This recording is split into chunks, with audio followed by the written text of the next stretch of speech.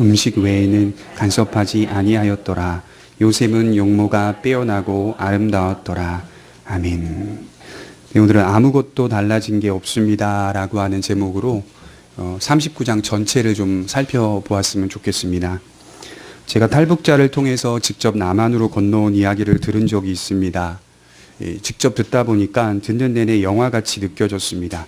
참 극적이고 그 극적인 상황 속에서 하나님이 자신을 지키시고 돌보셨다는 사실을 고백하고 있었습니다. 사람들이 살아온 인생을 들어보면 지각각 참 다양합니다. 정도에 따라 어떤 분들은 영화보다 더 영화 같은 인생을 살아온 분들도 실제로 존재합니다.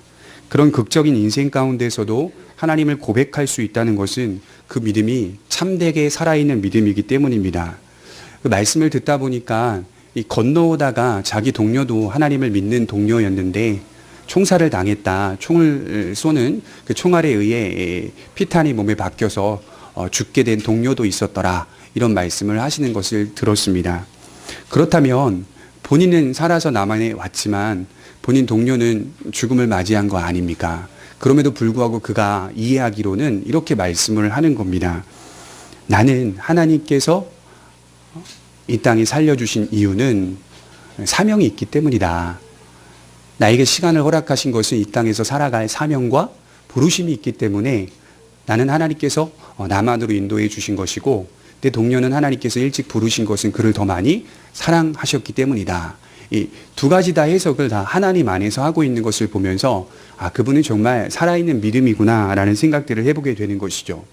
여러분 뒤집어서 생각해 보면 그 믿음을 고백할 수 있는 것은 그의 안에서 나온 것이 아니라 하나님으로부터 나온 믿음이기 때문에 그가 부인하지 않고 하나님을 신실하게 고백할 수 있었던 겁니다. 이번 주 월요일에 있었던 노예 재직 세미나 첫 번째 날에 강사 목사님이 이런 말씀을 하셨어요. 로마서 1장 16절에 내가 복음을 부끄러워하지 아니하노니 이 복음은 모든 믿는 자들에게 구원을 주시는 하나님의 능력이라. 복음에는 하나님의 의가 나타나서 믿음으로 믿음에 이르게 하나니 기록된 바 오직 의인은 믿음으로 말미암아 살리라. 이 말씀을 가지고 첫째 날 말씀을 풀어 가셨습니다. 여러분 복음에는 무엇이 나타난다고요? 하나님의 의가. 우리는 이제 믿음이라는 단어에만 집착하는데요. 그 믿음이 있기까지는 복음에는 하나님의 의가 나타났기 때문입니다. 그 의가 우리를 어떻게 인도한다고요? 믿음으로 믿음에 이르게 한다는 것이죠. 단순히 이 믿음이라고 하는 것이 우리 안에 한번 들어왔다 끝나는 개념이 아닙니다. 믿음이라고 하는 것은 시작하고 끝나는 개념이 아니라 그 믿음이 우리 안에 들어와서 믿음으로 믿음에 이르게 하는 개념입니다. 그러니 하나님의 의라고 하는 것이 시작과 끝을 다 감싸고 있다라고 하는 부분들을 말씀해 가는 거죠. 그래서 신년에 우리가 마음에 새겨야 할 것은 바로 하나님의 의, 복음에 나타난 하나님의 의가 우리 안에서 일어나는 것이 아니라 하나님이 시작하시고 하나님이 마치셨다는 것을 믿고 의지하며 갈 때 우리의 신앙은 건전하게 세워질 수 있다. 이렇게 말씀하는 것을 들었습니다. 여러분 우리 신앙은 믿음으로 믿음에 이르게 되어야 합니다. 만약 우리의 신앙이 믿음으로 믿음에 이르지 못한다면 그것은 복음에 나타난 하나님의 의를 제대로 믿고 있지 못하는 겁니다. 복음에 나타난 하나님의 의를 붙잡으면 믿음으로 믿음에 이르게 되어 있습니다. 그것이 하나님으로부터 시작된 것이고 하나님으로부터 주어진 믿음이기 때문이죠. 내가 믿는다고 해서 믿어지는 게 아니라 물론 그 노력과 그 도전은 항상 우리 앞에 있는 것입니다. 주 예수를 믿으라. 그리하면 너와 내 집이 구원을 얻으리라 라고 하는 그 도전은 항상 우리 앞에 놓여져 있어요. 믿어야 하는 거예요. 성경이 믿으라고 하니까. 그럼에도 믿다 보니 그것이 하나님의 의로 덮어 있다는 것을 깨달아야만 하는 거예요. 내가 믿어서 믿는 것이 아니라 하나님의 의로 말미암아 믿을 수 있었다는 것. 하나님의 은혜가 있기 때문에 시작과 끝을 다 감싸일 수 있었다는 것을 고백할 수 있는 것이죠. 믿음은 처음부터 끝까지 하나님이 책임져 주시는 것으로 시작합니다. 여러분 성경에 대표적으로 믿음으로 믿음에 이른 사람, 그 사람이 누구죠? 요셉입니다. 요셉. 성경에서 가장 극적인 인생을 산 사람을 소개하라고 한다면 역시 요셉입니다. 요셉은 극적인 인생을 산 대표적인 사람인데 17세의 형들의 미움과 시기와 질투심으로 살해 위협을 받고 애굽으로 팔려가게 됩니다. 형들이 도단이라고 하는 지역에서 양을 치고 있을 때에 요셉은 형들을 만나러 다가가게 되는데 멀리서 요셉이 오고 있는 것을 본 형들은 미움과 시기와 질투심이 폭발하여 그를 죽이려는 계획을 세웁니다. 창세기 37장 20절을 한번 보겠습니다. 37장 20절입니다. 우리 다 같이 조금만 정숙해 주시면 감사하겠습니다. 우리 아이들도 다 같이. 우리 창세기 37장 20절입니다.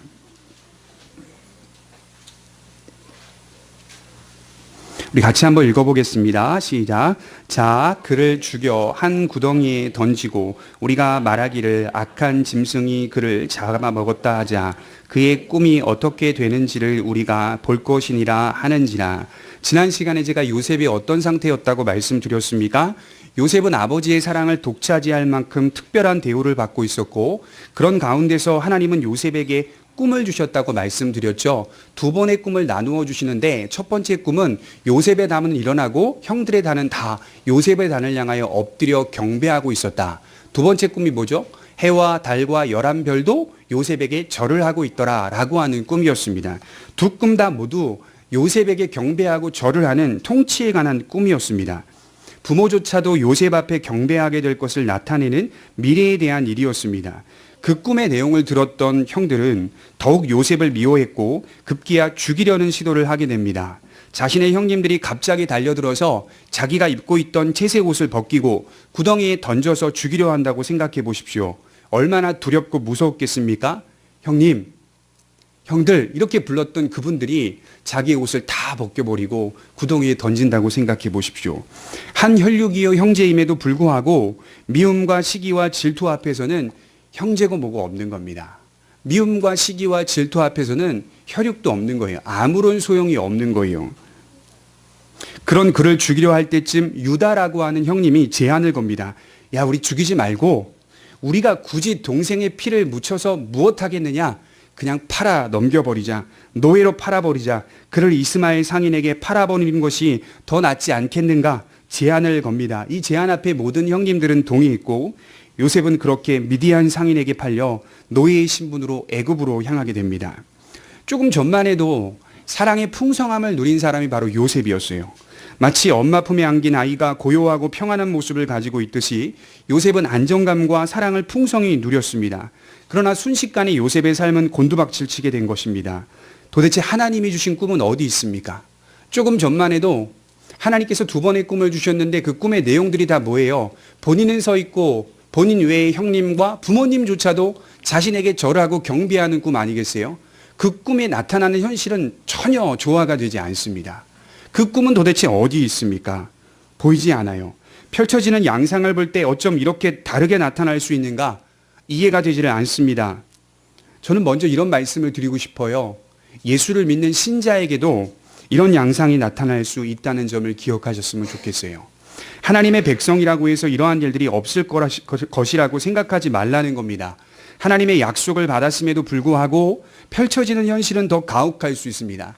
정말 죄송한데 교회 다녀서 좀 더 내가 이루어 보자라고 생각하신 분들은 다시 돌아가게 되어 있어요. 죄송하지만 내가 이 땅의 현실 가운데 좀 소원 성취와 내가 이 땅의 현실 가운데 내 욕망들을 좀 교회를 통하여 교회를 이용하여 내가 한번 이루어 보자라고 생각하신 분들은 교회 안에 들어왔다가 바른 말씀과 바른 복음이 선포되면서 조금씩 불편함을 느끼게 되어 있어요.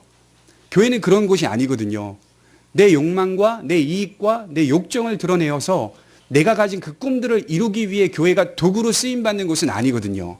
그러니 복음을 듣다 보니까 굉장히 불편한 겁니다. 그럴 수밖에 없죠. 하나님이 우리를 그렇게 인도하시지 않거든요. 펼쳐지는 현실이 더 가혹할 수 있습니다. 믿음을 갖고 살아가는 것이 때론 너무 좋지만 때론 우리를 너무 힘든 상황으로 몰고 갈 때도 있습니다. 야곱과 함께 밧단 아람에서 힘들게 약속의 땅으로 왔어요. 가만히 생각해 보세요. 야곱이 외삼촌 라반의 집에서 그렇게 죽도록 고생하고 20년 넘는 시간 동안 그렇게 고생을 하다가 자식들 태어났죠. 요셉을 다 끌고 힘들게 해서 지금 브엘세바 헤브론까지 도착했어요. 이곳은 약속의 땅입니다. 하나님이 다시 고향으로 인도하시겠다라고 하는 약속의 땅이에요. 그럼에도 불구하고 그것은 분명 약속의 땅임에도 불구하고 요셉 자신의 현실을 보게 되면 되려 약속의 땅에서 멀어지고 있습니다. 마치 약속의 땅에서 내쳐지고 있는 것 같아요. 때론 우리의 인생이 하나님의 약속과는 조금도 조화가 되지 않을 만큼 현실적인 어려움을 경험할 때가 있습니다. 오히려 버려진 건 아닐까? 그래도 사람이 숨 쉴 만한 구멍이라도 있었으면 좋겠는데 요셉의 삶은 숨 쉴 틈조차도 없었습니다. 이게 순식간에 벌어진 거예요. 점진적으로 벌어졌다 그러면 제가 좀 이해를 하겠어요. 갑자기 순식간에 벌어진 거예요. 어떻게 보면 스스로 목숨을 끊는 것이 훨씬 낫지 않겠습니까? 살아갈 의욕이 안 생기는데요. 자기의 형님들한테 버려진 자신을 볼 때, 그리고 언제 다시 고향으로 돌아올지 몰라요. 노예의 신분으로 팔려간 자신을 볼 때 살아갈 의욕이 생기겠습니까? 사랑만 받고 자란 요셉이 노예가 되고 온갖 수모를 겪는다고 생각해 보십시오. 특별히 사랑받고요, 가정이 온화함 속에서 자란 아이들 보면요, 유독 약한 경우들이 있습니다. 그렇게 엄마 품에 아빠 품에 안긴 요셉의 삶이었는데 이제는 비천한 노예의 처지에 놓여진 겁니다. 아버지의 품에서 늘 보살핌을 받았던 아이였는데 그것을 감당이나 할 수 있겠습니까? 버려진 인생이 된 겁니다. 그가 꾼 꿈과는 전혀 다른 모습으로 나타나고 있는 겁니다. 여러분, 사무엘상 16장에 보시면 하나님께서 사울왕을 버리시고 다윗을 택하는 장면이 나옵니다. 이제 사울을 버리고 이스라엘의 참된 왕으로 다윗을 세우겠다. 사무엘은 그 말씀을 듣고 하나님의 신탁을 받아서 베들레헴이라고 하는 동네에 도착하게 되고 그곳에서 이새를 청합니다. 그리고 이새의 아들들을 부르라고 합니다. 그리하여 결국 다윗을 만나게 되고 다윗에게 기름을 붓습니다. 그리고 너는 이제 장차 이스라엘을 이끌 왕이 될 것이다, 이렇게 예언을 하는 것이죠. 그러나 여기서 주목해야 할 것은 그 이후에 다윗의 삶은 너무나도 비참했다는 겁니다. 자, 기름 부음을 받았어요. 너는 이제 이스라엘의 왕이 될 것이다 라고 하는 하나님의 약속이 선포되었어요. 당시에 선지자, 제사장 이런 사람들이 누군가를 향하여 예언을 하면, 기름을 부으면 그 일들은 반드시 이루어질 수밖에 없었어요. 그럼에도 불구하고 기름을 붓고 난 이후에 다윗의 삶은요, 너무나 힘들고 너무나 비천한 삶으로 계속 몰아갔다는 거예요. 왕이 되기까지 도망자의 신세로 산 사람이 다윗입니다. 계속 도망쳤어요. 계속 죽음의 위협을 받았어요. 무엇 때문입니까? 다윗도 마찬가지로 사울의 미움과 시기와 질투 때문이었습니다. 다윗은 날마다 피난을 갔습니다. 그 대부분의 심정이 시편에 다 기록되어 있습니다. 도망갈 때의 심정이 시편에 다 담겨 있어요. 도망치면서 느꼈던 정서를 시편에서 잘 표현하고 있는데, 우리 시편 57편 1절을 대표적으로 한번 찾아보겠습니다. 시편 57편 1절입니다.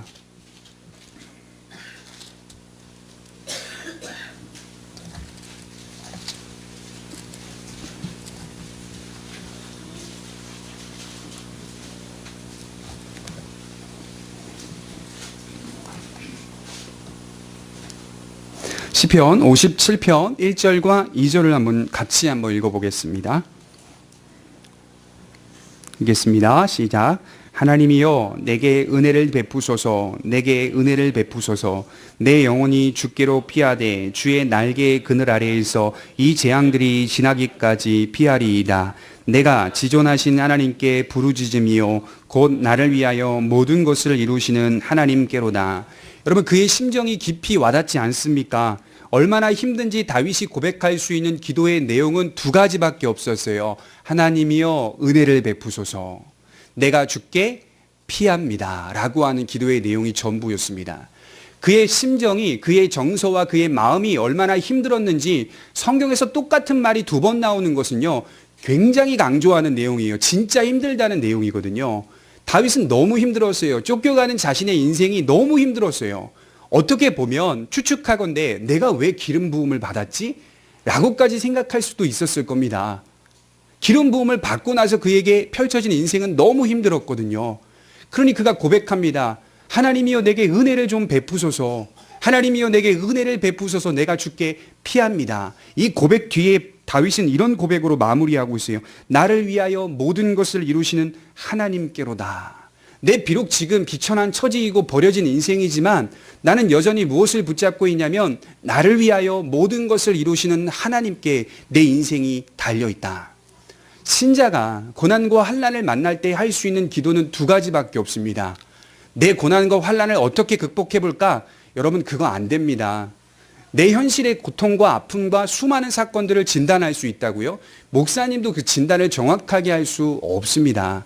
그것은 우리의 영역이 아니라 하나님의 영역입니다. 우리가 할 수 있는 고난과 환난 앞에서 간구할 수 있는 기도의 내용은, 하나님 내가 지금 주께 피합니다. 내게 은혜를 베푸소서. 더 나아가 하나님, 그럼에도 나를 위하여 모든 것을 이루시는 하나님의 손에 있습니다. 그렇게 기도하면서 지금의 시간들을 극복해내야 되는 거예요. 은혜를 베푸소서. 그럼에도 저는 나를 위하여 모든 것을 이루시는 하나님의 손을 믿습니다 라고 해야 하는 것입니다. 그것은 하나님이 허락하시지 않은 영역이에요.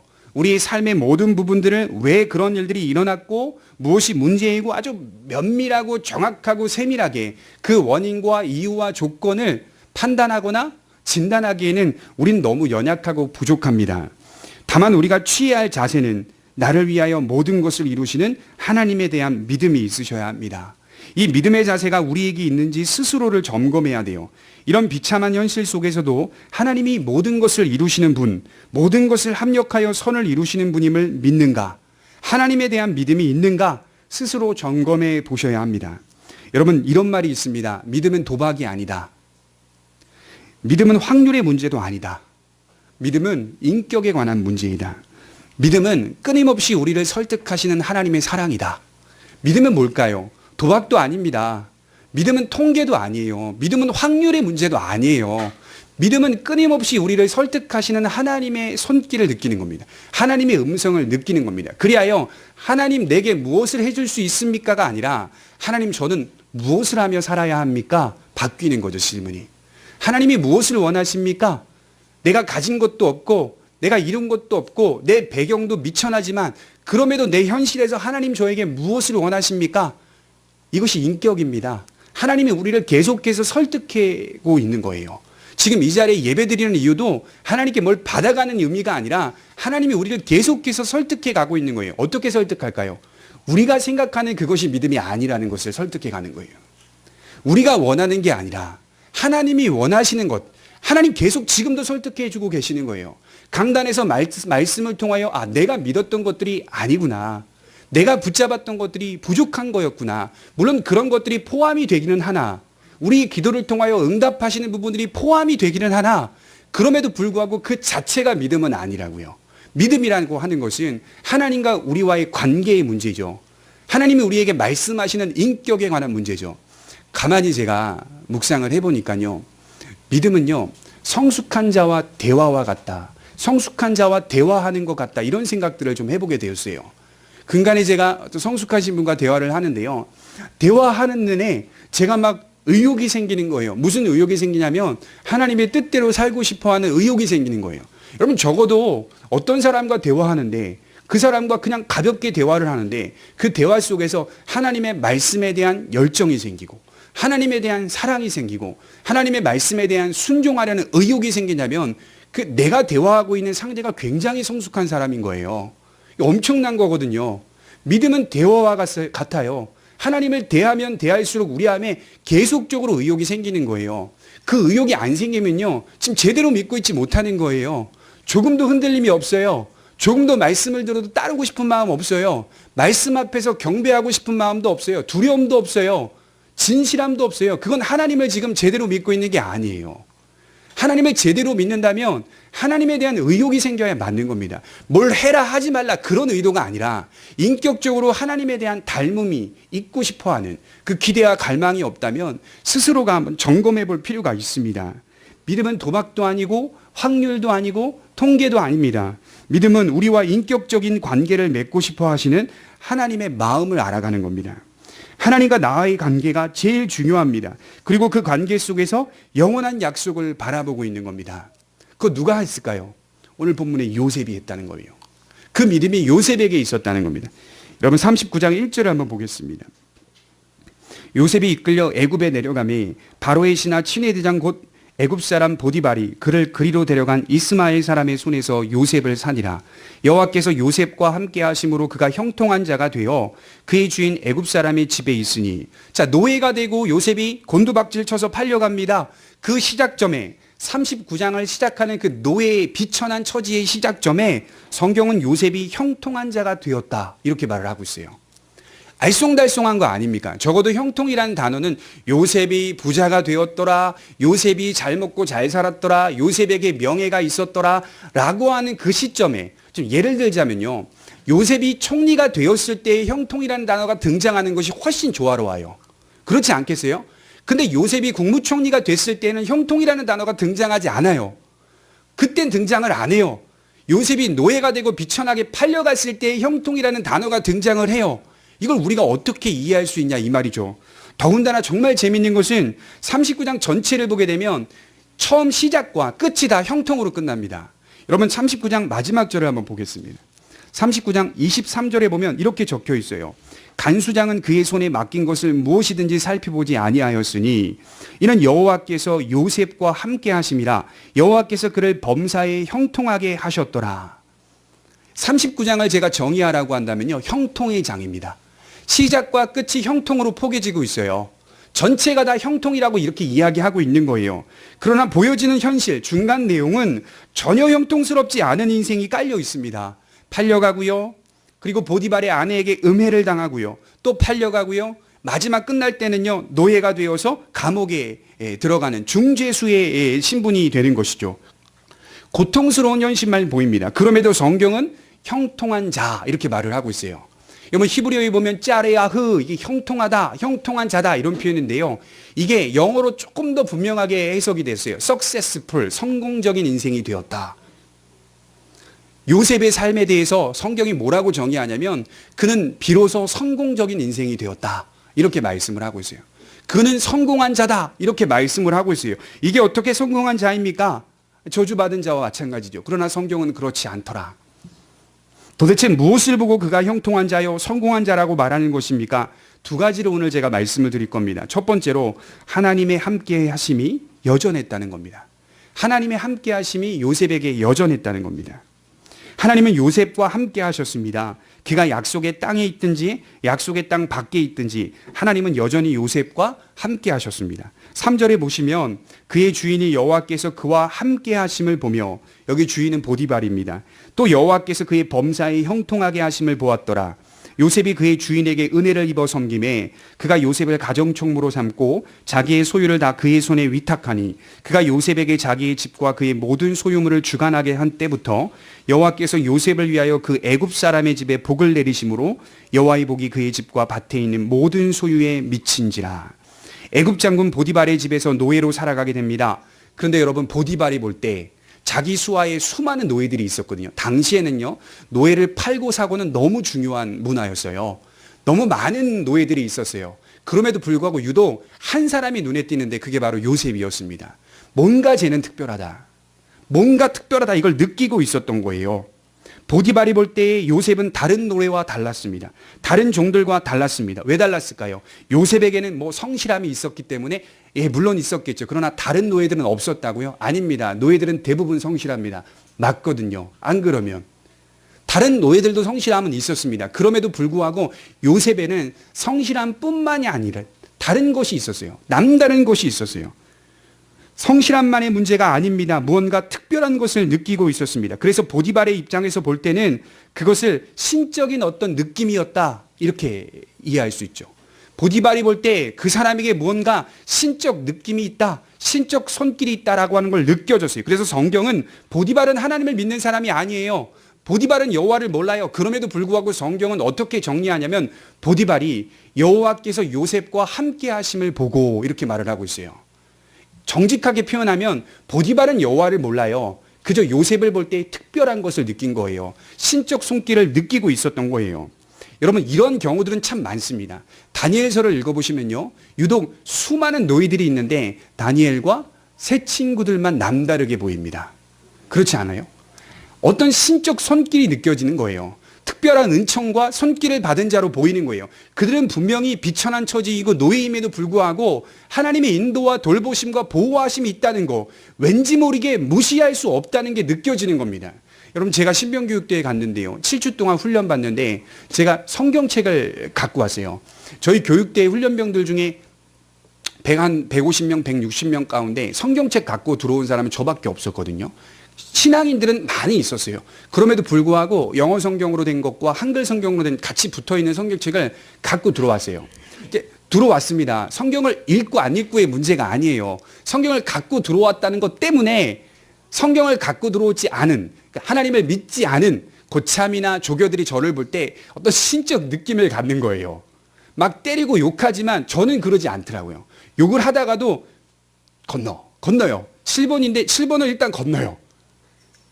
막 심하게 욕설을 하지 않아요. 왜? 성경책을 들고 있고 쟤는 하나님을 믿는 사람이더라 라고 하는 것들이 발견되니까 쉽게 저한테 쉽게 악행을 저지르지 않더라고요. 저희 교육대 안에 훈련병들 안에 여기 서구에 보면 국빈관 사거리가 있는데요. 거기 조폭으로 근무했던 애들이 들어왔어요. 한 3, 4명이. 걔네들이 밤만 되면 사고를 치는 거예요. 그 물자 창고에 들어가지고 건빵 빼내고 음료수 빼내고 막 이러는 거예요. 그리고 애들 막 팬티 찢어버리고 막 이런 별짓을 다 해요. 매트를 막 뒤집어 엎어버리고 막 이러질 않나. 저에겐 유독 해코지를 안 하는 겁니다. 무슨 훈련을 해도 건드리지를 않아요. 이유가 뭐냐면 하나님을 믿는 사람, 하나님을 의지하는 사람이라는 것들이 그들에게 확인되니까 함부로 대하지 못하더라고요. 여러분, 하나님을 올바로 믿고 믿음 안에서 진실하게 믿으려고 애를 쓰는 사람이 세상에서 무시당할 것 같죠? 여러분, 아닙니다. 조롱당함과 동시에 무시할 수 없는 어떤 손길을 느낍니다. 우리는 무시할 수 없는 어떤 것을 느껴요? 신적 손길. 그들은 하나님을 모르지만 신적 은총을 느낀다고요. 그럼에도 우리가 계속 조롱당하는 이유는 우리가 하나님에 대한 진실한 용기 있는 담대한 믿음이 없었기 때문일 수도 있습니다. 그럴 수도 있어요. 요셉에게 어떤 신적 손길을 느끼고 있습니다. 그러니 보디발이 볼 때 요셉과 함께하는 누군가가 있는 것 같다. 그리고 요셉이 손을 대면 뭔가 남다르다라고 하는 결론을 보니까 요셉을 가까이 두기 시작합니다. 내 옆에 있어라. 그리고 결국 보디발이 요셉을 가정 총무로 삼아서 집안의 모든 일들을 다 맡기게 됩니다. 그리고 마지막으로 자기가 먹는 음식 외에는 다른 것 모든 것들을 스스로 자유롭게 돌볼 수 있도록 권한을 허락해 주고 있습니다. 그리고 5절에 한번 보십시오. 그때에 요셉이 그 일을 맡은 때로부터 여호와께서 요셉을 위하여, 누구를 위하여? 요셉을 위하여. 요셉을 위하여, 상식적으로 보면 보디발을 위하여 이렇게 말해야 맞습니다. 그러나 성경은 요셉을 위하여 그 애굽 사람의 집에 복을 내리셨다. 그리고 그 복이 그의 집과 밭에 있는 모든 소유에 미치게 되었다. 여러분, 이건 누가 보아도 누구를 위한 겁니까? 보디발을 위한 거죠. 이게 어떻게 요셉을 위한 겁니까? 복을 누가 받았는데요? 보디발이 받았잖아요.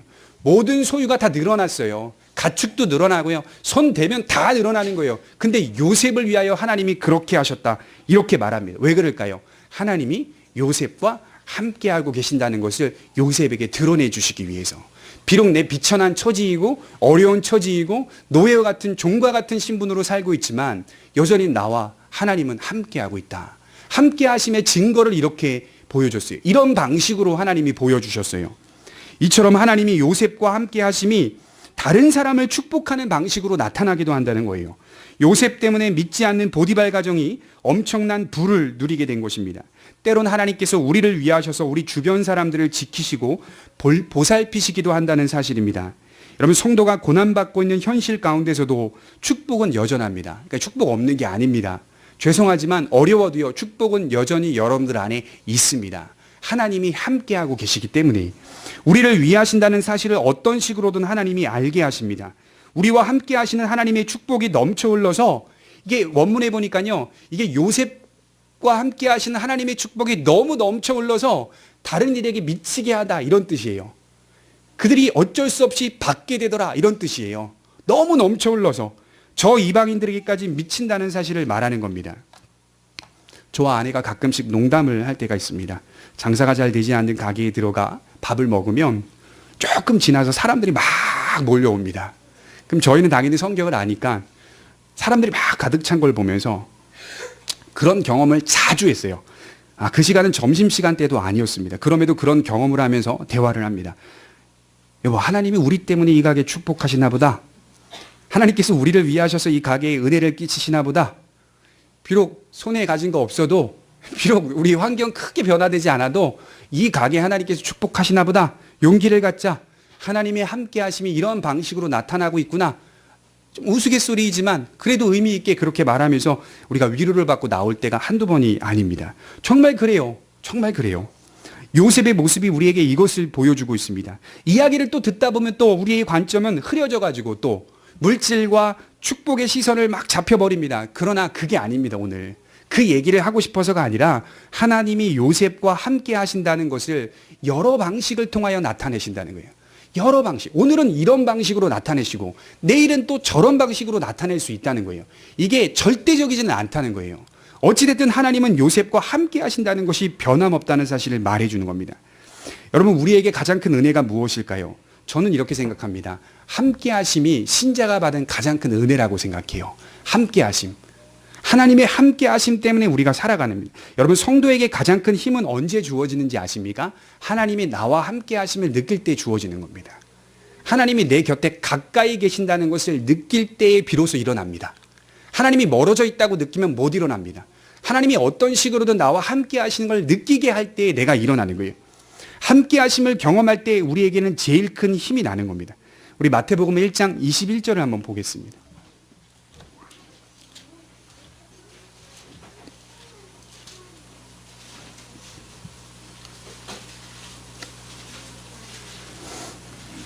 (1장) 21절, 22절, 23절을 한번 보겠습니다. 예수님의 탄생을 예언하고 있는데요. 예수님에 관하여 이렇게 설명하고 있습니다. 21절 같이 한번 읽어보겠습니다. 시작. 아들을 낳으리니 이름은 예수라 하라. 이는 그가 자기 백성을 그들의 죄에서 구원할 자이심이라 하니라. 이 모든 일이 된 것은 주께서 선지자로 하신 말씀을 이루려 하심이니 이르시되 보라 처녀가 잉태하여 아들을 낳을 것이요 그의 이름은 임마누엘이라 하리라 하셨으니 이를 번역한즉 하나님이 우리와 함께 계시다 함이라. 여러분, 예수님의 이름의 뜻이 뭐라고요? 예수라고 하는 이름의 뜻이 뭐죠? 이는 저가 자기 백성을 그들의 죄에서 구원할 자이심이라. 이게 예수님의 이름의 뜻이죠. 예수님이 살았을 당시의 시대에 예수님과 똑같은 이름을 가진 사람이 적어도 100명 이상쯤은 됐다고 해요, 학자들이. 그러니까 예수라고 하는 이름이 그 당시에 굉장히 흔한 이름이었어요. 너무 흔한 이름이에요. 예수님의 이름의 참 뜻은 뭐냐면요, 이 말씀이 선포되고 있는, 예언되고 있는 이 말씀이 이사야서 7장에서 끌어온 말씀이거든요. 이사야서 7장 14절에서 인용된 말씀이거든요. 이사야서에 보게 되면 7장에 보게 되면 예수님의 이름의 뜻을 어떻게 표현하냐면 임마누엘 이렇게 표현을 합니다. 그러니까 이는 그가 저들의 죄에서 구원할 자이심이라, 이 표현이 먼저 나오지 않고요. 이사야서에는 그가 우리와 함께 계실 것이다, 임마누엘을 증언하고 있습니다. 그러니까 예수님의 본래 본질적인 이름의 뜻은 임마누엘입니다. 예수님은 우리와 함께 계시다, 하나님이 우리와 함께 거하신다라는 뜻을 가진 분이 예수님입니다. 자기 백성을 그들의 죄에서 구원할 뿐만이 아니라 그로하여금 하나님이 우리 안에 거하시며 함께 계시다, 이것이 바로 예수님의 이름의 뜻입니다. 여러분, 이것이 얼마나 큰 영광인지 아십니까? 이것을 성경은 그리스도와의 연합이라고 말합니다. 우리의 본성과 연합하시고 그곳에 자리 잡으신 하나님, 내 안에 자리 잡으신 하나님, 영원히 자리 잡으신 하나님, 그곳에 그가 이루신 구원이 있다. 구원은 하나님과의 연합인데 내 안에 거하시는 하나님을 보게 되는 게 구원입니다. 함께 하시는 하나님을 느낀다는 것은요, 내 안에 구원이 일어났다는 거예요. 내 안에 그리스도의 십자가의 사건이 일어났다는 거예요. 함께 하심을 느끼지 못한다는 것은요, 내 죄의 사함을 받지 못했다는 것일 수도 있습니다. 연합이 된 성도는 그리스도께서 내 안에 자리를 잡고 계신다는 것을 알아요. 영원히 자리 잡으신다는 것을 알아요. 그냥 마치 보디발이 요셉을 곁에 두는 개념이 아니에요. 가까이 두는 개념이 아니에요. 잘 모르는 성도들은 하나님이 함께 계신다는 걸 어떻게 이해하냐면 가까이 두신다고 이해하는데 그렇지 않습니다. 그런 개념이 아니에요. 하나님이 우리와 함께 하신다는 개념은 내 영혼과 일체성을 띈다는 거예요. 연합이라고 하는 것은 일체성을 띠는 의미입니다. 개념이 내 본성 안에 자리 잡으시는 거예요. 그래서 예수님이 요한복음 15장에 내가 저 안에, 저가 내 안에, 이런 말씀을 하는 거예요. 일체성을 띠고 영원히 우리 안에 자리 잡으시면서 관계를 맺어가신다는 것이 함께하심, 임마누엘의 의미라고 하는 것이죠. 우리가 가진 가장 큰 축복이 뭡니까? 임마누엘입니다. 하나님이 우리와 함께 계신다. 우리 안에 하나님이 거하실 수 없어요. 어떻게 우리 안에 하나님이 거해요? 못 거하죠. 거할 수 없어요. 그러나 이 일을 예수님께서 해내셨다는 거예요. 이루셨다는 거예요. 죄 많은 우리 안에 하나님이 거하신다는 것은 우리의 믿음을 통하여 그 일들이 일어났다. 그리고 우리 안에 자리를 잡으시고 흠 많고 죄 많고 연약함 투성임에도 불구하고 하나님이 우리의 믿음을 들어 사용하셔서 그 일을 계속해서 이루어 가실 것이다. 그게 바로 그리스도의 함께 하심입니다. 여러분 요한복음 15장 1절부터 27절까지 한 장 전체를 보게 되면 하나님께서 우리와 거하신다라는 이 메노라고 하는 동사, 이 단어가요 11번 나옵니다. 복음서에서 하나님이 이 한 성도 안에 거하신다는 이 메노라고 하는 단어가 40번 정도 나오고요. 요한복음에서 27번 나오고요. 요한복음 15장에서 11번 나옵니다. 한 장 안에 11번이나 등장합니다. 저는 제가 볼 때는 제가 오늘 말씀을 준비하다 보니까 성경이 제일 많이 강조하고 있는 핵심이 뭔지 아십니까? 하나님이 거하신다. 하나님이 신자와 함께 하신다. 이게 성경의 핵심입니다. 그래서 바울도요. in Christ, 그리스도 안에서. with Christ, 그리스도와 함께. for Christ, 그리스도를 위하여. 이게 다 하나님이 함께 거하시는 신자 안에서 일어나는 거예요. 그리스도와 함께 하심을 느끼는 신자 안에서 동일하게 일어나는, 우리를 사용하시고 우리 안에 자리 잡으셔서 그 일들을 이루어 가신 하나님. 여러분, 하나님은 우리와 가까이 있는 정도가 아닙니다. 우리 안에 계십니다. 그러면 우리가 담대할 수 있죠. 용감할 수 있죠. 용기 있게 살아낼 수가 있죠. 다른 곳에 가서 빌지 않아도 되는 거예요. 점치지 않아도 되는 거예요. 유일하신 하나님이 내 안에 자리 잡으시고 내 안에 성전 삼으셨는데 내가 어디 가서 빌어요? 하나님이 내 안에 거하시니 하나님께 기도할 수 있어. 직접적으로 하나님께 간구할 수 있죠. 고백할 수 있죠. 기대할 수 있죠. 소망할 수 있죠. 다 된 겁니다. 바울이 그것을 강조하고 있는 거예요. 요셉이 또 왜 성공한 자입니까? 두 번째로 보게 되면 믿음과 순결이 그에게 있었기 때문입니다. 성공한 자의 특징은 그에게 믿음과 순결이 있습니다. 어떤 상황과 환경에서도 하나님을 믿는 믿음과 그를 따라 살고자 하는 순결이 있습니다.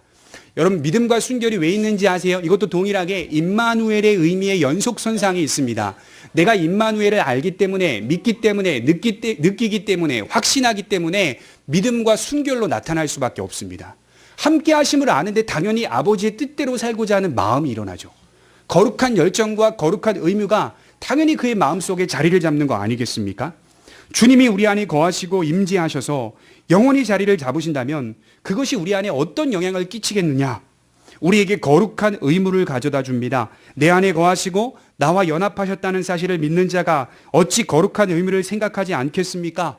나를 구원하신 하나님께서 나와 끝까지 함께 하시는 약속과 관계로 맺어져 있다면 그 관계는 자연스럽게 거룩한 의무를 우리 안에 가져다 주는 겁니다.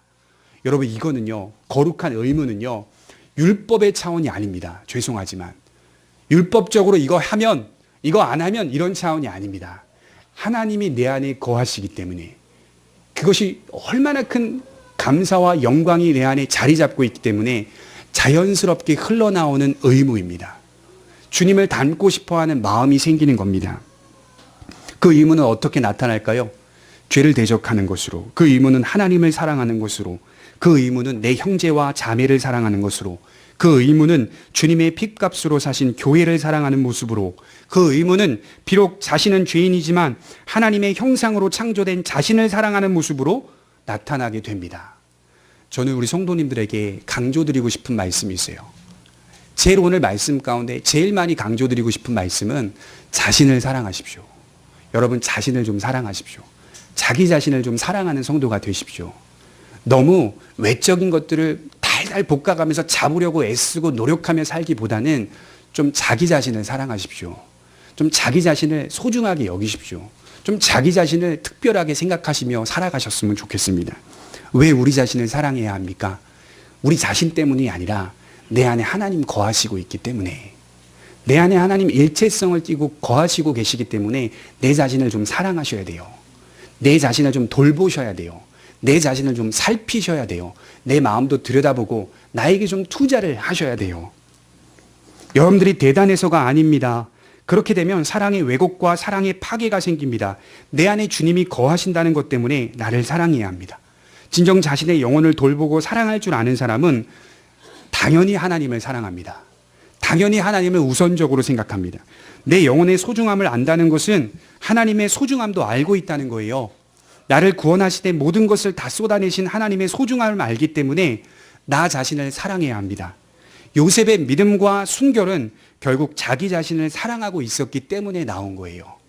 요셉의 이러한 모습은 자기를 사랑하고 있었기 때문에 나타날 수밖에 없는 거예요. 내 안에 하나님 거하시고 계시기 때문에. 우리 베드로전서 3장 2절을 한번 찾아보겠습니다. 베드로전서 3장 2절입니다.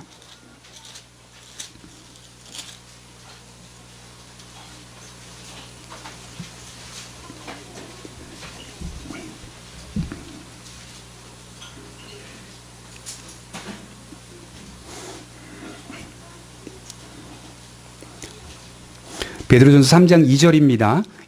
아내들에게 하는 말씀이지만 이게 보편적인 말씀입니다. 남성들도 다 포함된 거예요. 2절, 3절, 4절에 보면 너희의 두려워하며 정결한 행실을 봄이라. 너희의 단장은 머리를 꾸미고 금을 차고 아름다운 옷을 입는 외모로 하지 말고 오직 마음에 숨은 사람을 온유하고 안정한 심령에 썩지 아니할 것으로 하라. 이는 하나님 앞에 값진 것이니라. 목사님, 충분히 우리는 우리 자신을 사랑하고 있어요. 보세요.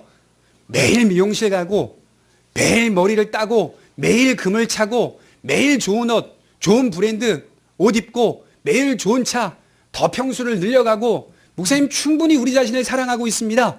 그걸 얘기하는 게 아닙니다. 죄송하지만 그게 바로 사랑의 왜곡이고 사랑의 파괴입니다. 그게 바로 사랑의 왜곡이고 사랑의 파괴예요. 그게 아니라 성경이 말하는 자기 사랑의 방법은 너희의 두려워하며 정결한 행실을 보여라. 자기를 사랑할 줄 아는 사람은 성경의 방식으로 우리를 사랑합니다. 세상의 풍조를 따라 살지 않는 것으로 나타납니다. 물론 우리는요, 씻고 오셔야 돼요. 죄송하지만. 머리도 단장하고 오셔야 돼요. 맞아요. 그러나 성경이 말하는 방식은 이렇게 세속적 풍조를 따르지 않는 것이다. 단정하고 단장하게 해야 할 필요성은 있지만 세상이 제일 중요한 것처럼, 제일 붙잡아야 할 것처럼 온갖 세상의 많은 것들을 화려하게 치장하는 모습. 여러분, 그것은요, 이세벨이 있는 곳이에요. 거기는. 그건 자기를 사랑하는 것이 아니라 자기를 파괴하는 것이다. 이렇게 말씀을 하고 있는 겁니다. 우리는 썩지 아니할 영혼에 관심을 갖는 사람들. 제가 여러분들에게 자기를 사랑하라고 말씀을 드리는 이유는요, 내 마음을 좀 사랑할 줄 아는 사람 되라는 거예요. 내 영혼. 금을 차고 이런 거 말고요. 내 영혼을 사랑하는 사람은 당연히 외적으로도 내가 내 자신을 사랑하고 있다는 표현이 단정하게 나타날 수밖에 없어요. 세상의 풍조를 따라서는 안 됩니다. 영혼을 단정하는 모습, 단장하는 모습으로 살아가야 합니다. 이것이 4절에 보면 하나님 앞에서 값진 것이니라. 온갖 비싼 물건으로 자기를 치장하여 자기 자신을 사랑하는 사람 되지 마시고 그건 자기 자신을 학대하는 것입니다. 그건 자기를 미워하고 있는 겁니다. 진실하게 내 영혼을 들여다보며 하나님이 나를 얼마나 사랑하시는지를 알기 때문에 자기를 사랑하고 격려할 줄 아는 사람이 되시기 바랍니다. 그래서 오늘 일 다 마치고 저녁에 집에 들어가서 특별히 야근 많잖아요. 우리 젊은 사람들 야근에 그냥 계속 시달리잖아요. 거울을 딱 한번 보고 하나님 안에서 하나님과 함께 하심에 대해서 묵상한 후에 수고했다. 스스로 좀 고백해 보세요. 스스로에게 격려해 보세요. 스스로를 좀 위로해 보세요. 그게 그리스도 안에 있기 때문에 가능한 거예요. 복음 안에 있기 때문에 가능한 거예요. 그리고 다시 하나님으로부터 주어지는 영속적인 힘과 능력을 받아 살아가시면 되는 겁니다. 여러분, 이런 단정한 행실과 정결이 왜 나오는지 아십니까? 두려워할 대상을 제대로 두려워하고 있기 때문에 나오는 겁니다. 여러분, 왜 사람들이요 세상적으로 자꾸 빠져가는지 아세요? 두려운 게 세상이거든요. 생각해 보세요. 왜 사람들이 자꾸 치장하는지 아세요? 세상이 그렇게 그것이 제일 두렵다고 말해주거든요. 그렇게 안 하면 세상이 인정하지 않는 것 같고, 그러니까 세상이 그게 제일 두려운 대상으로 서 있으니까 자기가 두려운 게 뭐예요? 그거예요. 그러면 내가 추구하고 붙잡고 있는 그게 제일 두려운 거예요. 성경이 말하죠. 마태복음 10장 28절에 몸은 죽여도 영혼을 능히 죽이지 못하는 자를 두려워하지 말고 오직 몸과 영혼을 능히 지옥에서 멸하시는 이를 두려워하라. 세상은 그래봤자 육체만 죽인다. 육체만 억누르는 존재들이다. 아무것도 아니지 않냐. 오직 몸과 영혼을 다스리는 하나님만을 두려워해라. 여러분, 두려워할 대상 오직 하나님만 되시기 바랍니다. 비로소 그럴 때 용감해지는 겁니다. 세상이 무섭지 않아요. 두렵지 않아요. 하나님이 제일 무섭거든요. 하나님이 제일 사랑스럽거든요. 유일하신 분이거든요. 그 하나님이 어디에 계신다고요? 여기요? 아니면 내 안에 계신다. 함께 하시기 때문에 세상적으로 치장하지 않는 겁니다. 그리고 정말 두려워할 대상을 제대로 붙잡고 있기 때문에 내 삶이 질서정연하게 세워져 갈 수 있다. 이렇게 말씀을 드리는 겁니다. 여러분, 경건이라고 하는 것은 거룩한 용기라고 바꿔 말할 수 있습니다. 그리고 진정한 두려움을 몰아냅니다. 사랑은 두려움을 몰아냅니다. 세상적 두려움을 몰아냅니다. 그리고 하나님을 향한 마음을 굳게 합니다. 두려워할 대상을 두려워하고 사랑할 대상을 사랑합니다. 요셉은 그런 사람이었어요. 요셉과 같이 노예가 된 자들에게 요셉은 많이 보여줬어요. 경건이 무엇인지를 나타내 보여줬어요. 여러분, 경건이라고 하는 것은요, 다른 이들의 눈에 띄게 되어 있습니다. 다른 이들의 눈에 띄게 되어 있어요. 요셉은 자기와 함께 된 노예된 자들에게 눈에 띄었고, 요셉은 주인 보디발 장군의 눈에 띄었고, 요셉은 보디발 장군의 아내의 눈에 띄었습니다. 비록 음해를 받고 모함을 받고 핍박을 당했지만 이렇게 다른 사람들의 눈에 띄기 시작했어요. 다른 이들에게 믿음과 순결이 보여지는 겁니다. 우리는 자주 그런 말 하죠. 다른 사람들에게 보이려고 신앙생활하지 말라. 사람들 눈치 보면서 신앙생활하지 마라. 사람들에게 나타내려고 신앙생활하지 말자. 그러나 여러분, 이 말에는 구분이 있습니다. 이거 핑계대라고 이런 말 쓰는 게 아닙니다. 꼭 사람들이 이거 핑계댈 때 쓰는 말로 사용하는 그게 아니에요. 진실한 신앙은 보여지게 되어 있습니다. 한편으로 경건은 다른 이들에게 나타날 수밖에 없습니다. 보이려고 하지 않지만 보이는 사람이 있고, 보이려고 하지만 보이지 않는 사람이 있다. 이런 말이 있어요. 보이려고 하지만 보이는 사람이 있고, 보이려고 하지만 보이지 않는 사람이 있다. 진실한 믿음은 나타나 보이기도 합니다. 다른 이들에게 영향을 주고 있습니다. 이것이 바로 성숙한 모습입니다. 신앙은 보이려 해서는 안 되지만 그 냄새는 자연스럽게 드러나게 되어 있습니다. 그래서 바울은 그리스도의 향기니 이렇게 말씀을 하고 있어요. 그것을 그리스도의 향기라고 말하죠. 어떤 면에서는 다른 이들에게 보여져야 마땅한 겁니다. 우리의 신앙이 진실하다면 다른 이들에게 보여져야 마땅한 겁니다.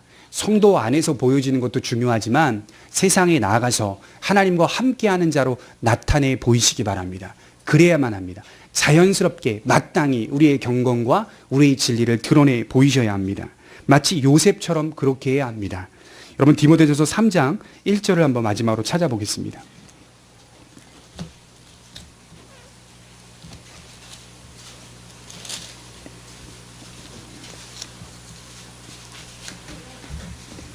교회가 직분자를 세우는데 그 세우는 기준을 한번 보시기 바랍니다. 디모데전서 3장 1절입니다. 처음에 감독이 나오고 두 번째 집사가 나옵니다. 읽어드리겠습니다. mit보다 이 말이요 곧 사람이 감독의 직분을 얻으려 함은 선한 일을 사모하는 것이라 함이라. 선한 일을 사모하는 자를 골라라.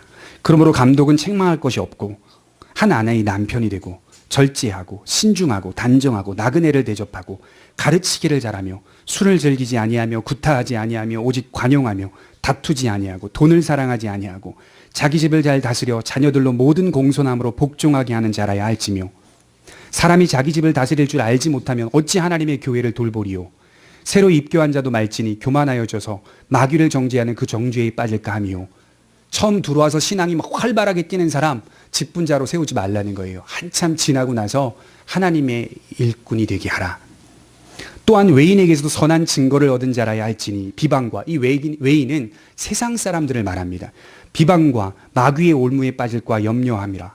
이와 같이 집사들도 정중하고 일구이원을 하지 아니하고 술에 임박히지 아니하고 더러운 일을 탐하지 아니하고 깨끗한 양심의 믿음의 비밀을 가진 자라야 할지니 이에 이 사람들을 먼저 시험하여 보고.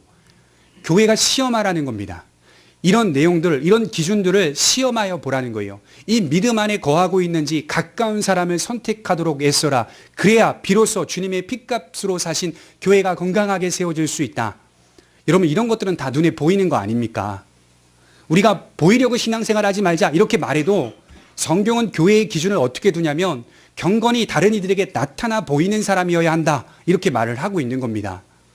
진실하게 많은 사람들에게 동의를 구하고 그들도 합당하다고 생각한 사람을 뽑아라. 이렇게 말씀을 하는 거 아니겠습니까? 우리 신앙생활이 요셉과 같이 믿음과 순결이 나타내 보여야 합니다.